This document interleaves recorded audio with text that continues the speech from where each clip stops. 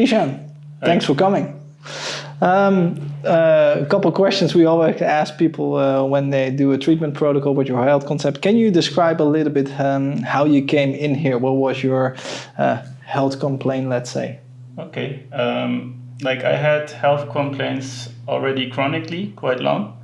For 10 years, blood pressure was a big topic. Yeah. Migraines at some point was a topic. Breathing was a topic. And things added up over the years. And at some point, I thought I tried a lot, but I thought I need professional help, and that's how I came here. Yeah. And can you tell me a little bit how it affected you on a day-to-day basis? Because you said blood pressure and the breathing, but can you, let's say, how was an average day for you? Average day would look like that I feel my blood pressure, the pulse, especially on, I would say, everywhere, on the fingers, on my toes, on my head especially, and everything would be very heavy.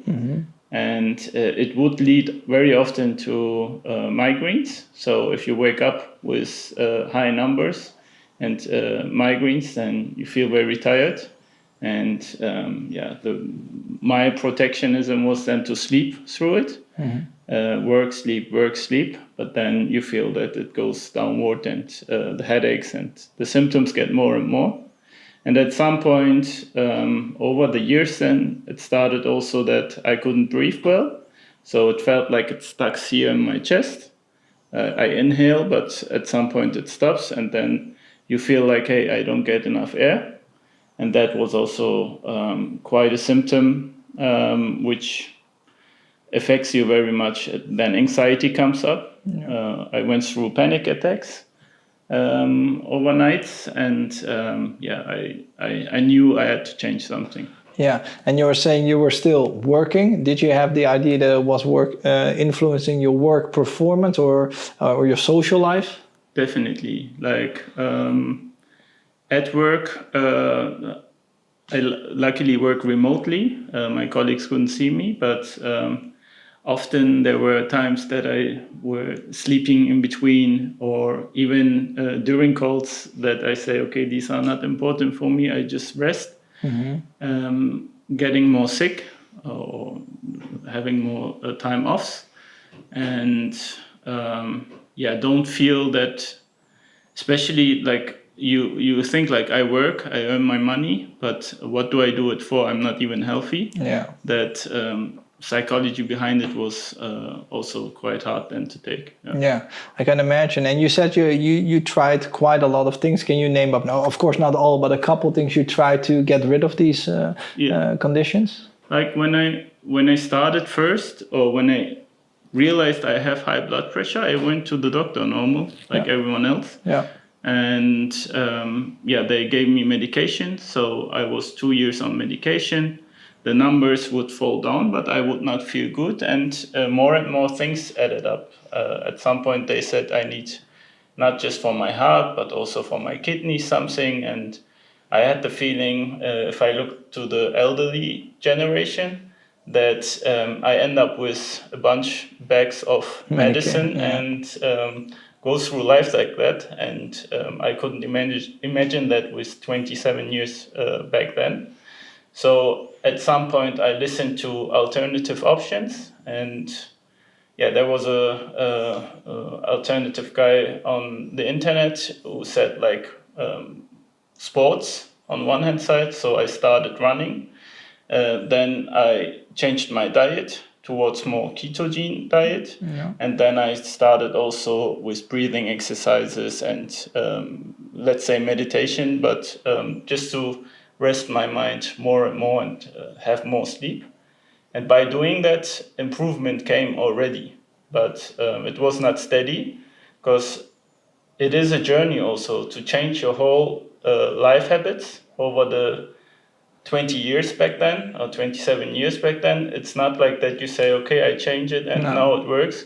You feel then over the time, okay, there's the first birthday, people come with cakes and other things, or you have some habits which come back every day back to you. And that's why it was like always like a wave coming, being better sometimes, and sometimes getting worse again. Yeah, and why did you have the feeling that besides the things you were doing on your own with the workout, with the breathing, with the change of food in this case, of your diet, that you still needed something else or more? Why did you have that feeling? Yeah, because as I said, it went. I climbed up. I felt good with running and all the things I did, and ended up also at some point taking more and more supplementation, and I felt certain parts in my lifetime better. I changed also my environment a lot. I started traveling and thought like, okay, get out of that stressy environment. But apparently I took also a lot of things with me. And it was still more that I had bad times. And at some point... Still more bad times than good times. Exactly. On a weekly basis, let's say. Exactly. And at some point we were with my wife thinking of family plannings and etc. And at that time I had still quite a lot of migraines, even on our wedding. And then if you plan a family, if you want to raise kids, and if you want to be a father and provide something, then I knew I had to change still some bits. Yeah. All right, and then you came with your health concept, and can you describe a little bit like what the treatment protocol did for you? So first of all, the experience of starting, because that goes with every client. It always goes a little bit like this. It's maybe it's not always fun. Can you lift the curtain a little bit behind what's going on in a treatment protocol? Yeah. At the beginning, I thought, hey, I did try everything, and why am I here now? And it will cost me a bunch of money. That was quite, I think it's quite natural for everyone who is in a health journey. And but it was always interesting for me to see, okay, you start with blood values and stool values. And I thought like, nice, let's see what the values say, not my feeling, but the values. And then by realizing, okay, there are some things which looks off, we have to change that, I started the protocol. And like how outside environment is affecting us, how our nutrition is affecting us. Then I started following your program. I don't know how much I can say. You can say everything, no problem. Yeah, so actually it turned into, okay, not just being keto, but eating more proteins and also fats, which is actually something told us differently in TV or in... Yeah, especially when you have blood pressure problems. We try to first work on your circadian rhythm to make sure that, let's say, the gearbox of the car is functioning well. But then we're also changing the fuel. And for most people, that's a thing. If they eat more protein or more fat, they say, no, but the doctors recommend me absolutely opposite things. Did you have those thoughts as well? Yeah, like the first question I get always is, then what is your, what's that? Cholesterol? Cholesterol doing? Yeah. And and that is, I think, what is everyone thinking then? What's the cholesterol? Then your arteries will stick and such things. And but then researching more and more about it and where the value cholesterol is coming from, or who invented the theory, and then also checking, okay, the history behind with seed oils, why do we have them out of the sudden, and also eating a lot of greens or Kellogg's and such things, then you feel like, oh, okay, I start understanding what's happening here. Yeah. And you go more into why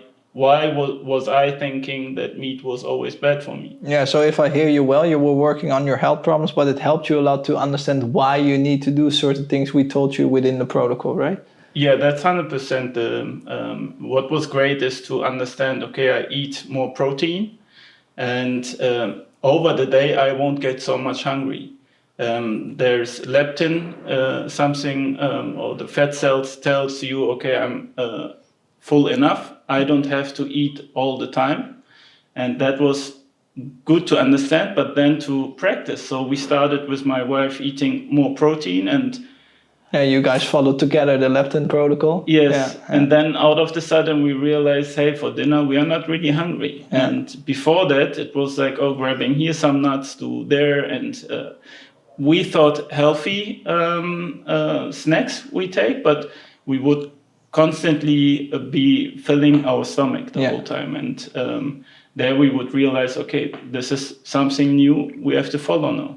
And would you say that now you finished the program, that food has a different importantness to you than other things, or would you still consider it the most important thing for your health?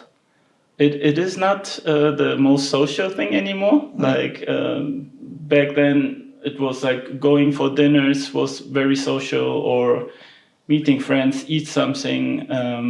Now it's the social part is very much in the back. We eat at home, but very much high of quality, organic meat and fats, and you don't have that.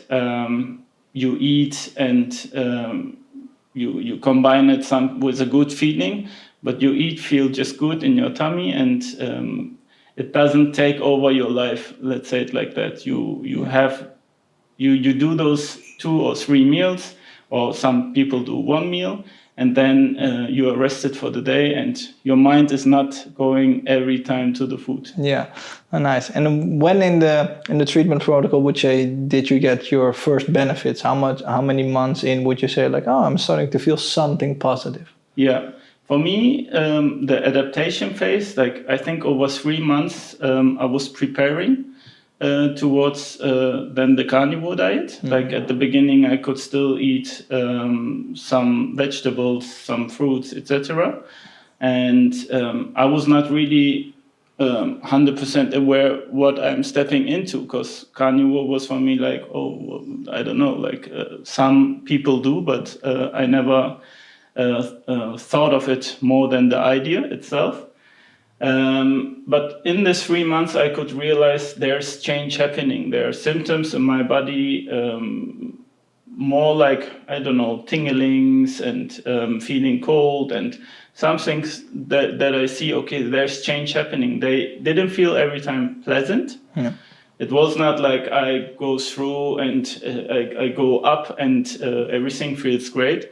There were a lot of unpleasant symptoms over that change, and actually there I was really happy that I had you and your colleagues to get support from, because I would stop at some point, because you feel every time new things in your body and you don't know what to do. Yeah. You have to raise your salt intake and do other things to support your body, and also understand what is actually happening if you, I don't know, feel cold, if you get shivers.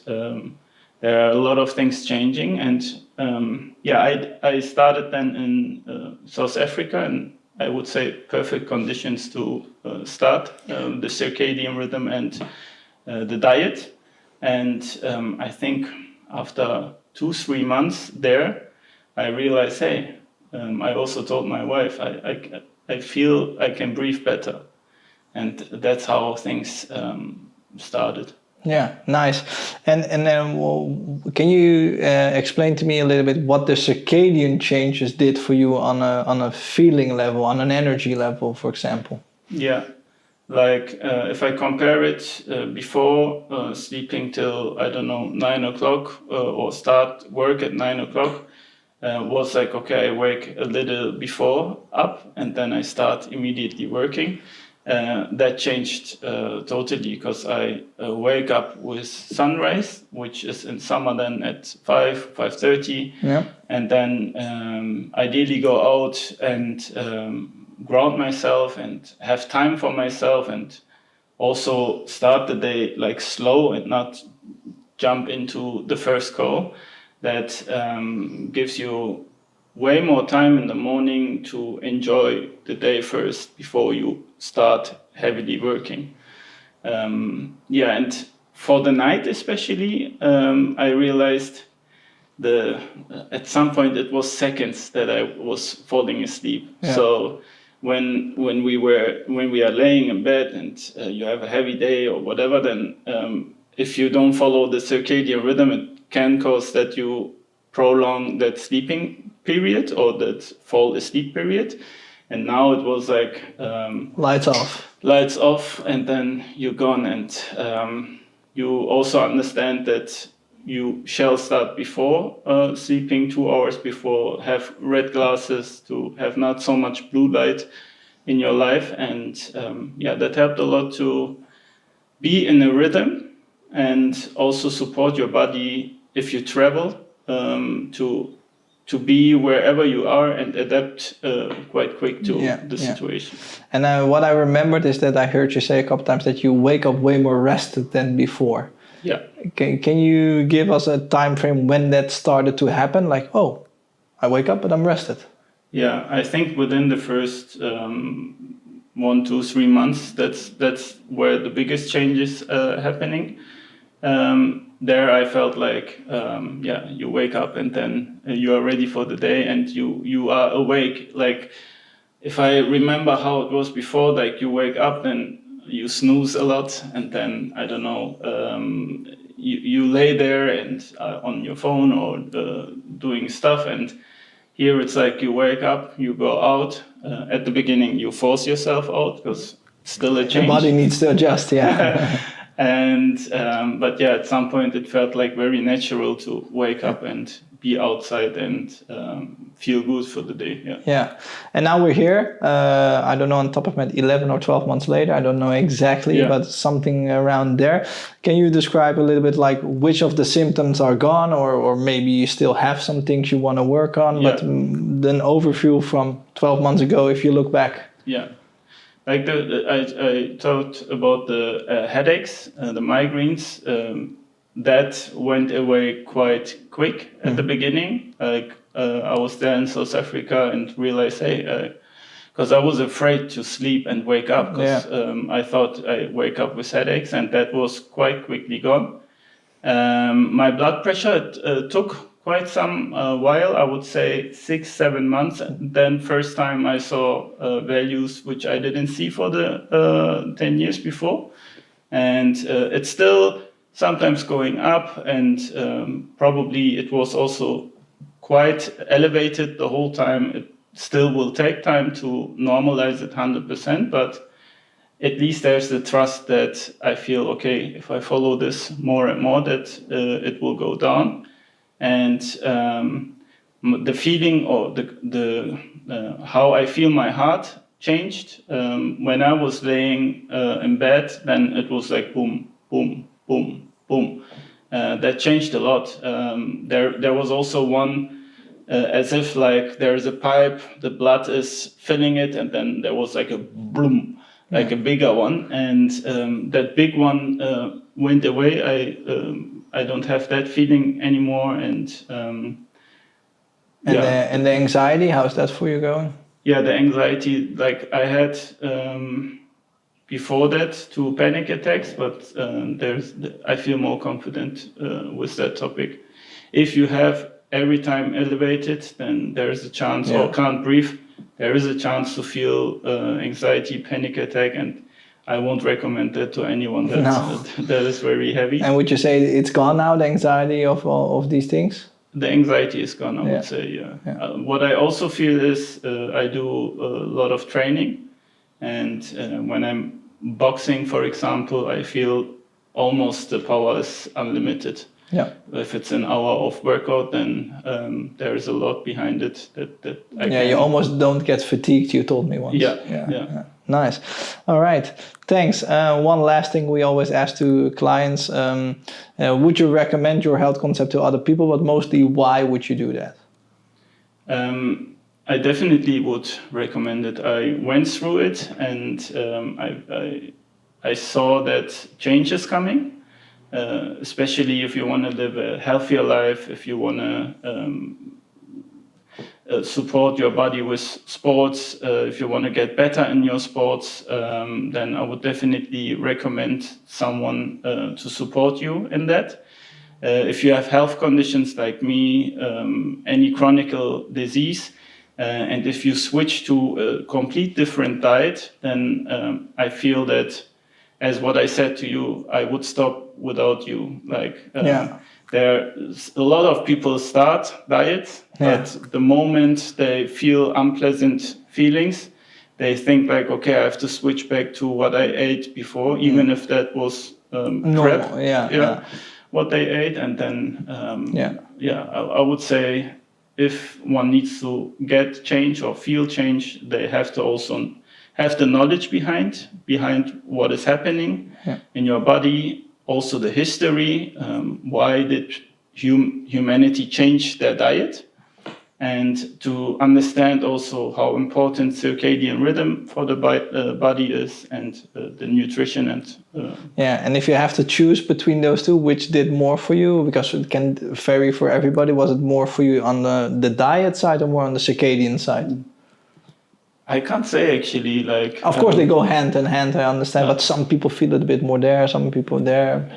For me, I would say a little bit more the diet, because there I could feel all the sensations which are happening in your body more than the circadian rhythm. All right, thanks for telling your story. Thank you for everything. Welcome, more than welcome.